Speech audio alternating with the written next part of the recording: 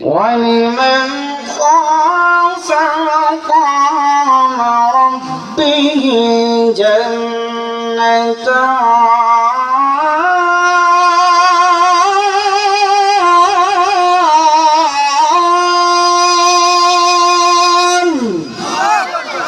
আল্লাহ রাব্বুল আলামিন বলেন যে আমার বান্দা আমার সামনে দাঁড়ানোকে ভয় করে আমার সামনে দাঁড়িয়ে পুঙ্খানুপুঙ্খানু হিসাব দিতে হবে, পাই টু পাই হিসাব দিতে হবে, প্রত্যেকটা মুহূর্তের হিসাব দিতে হবে, কি করেছে না করেছে প্রত্যেকটা মুহূর্তের হিসাব দিতে হবে।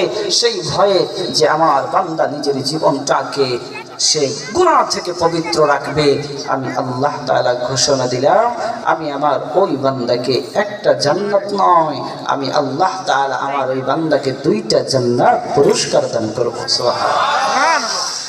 মুসলমান দাদাজি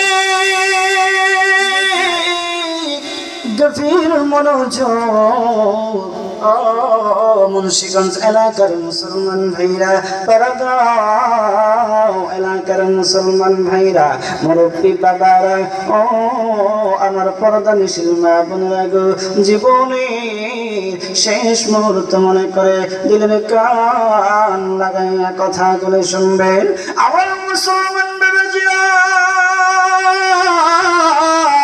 আমি আপনাদের সামনে আজকে জীবনের শেষ মুহূর্ত মনে করিয়া কথাগুলি বলতেছি। আমার বন্ধুরা, ও আমার মুরব্বী বাবারা,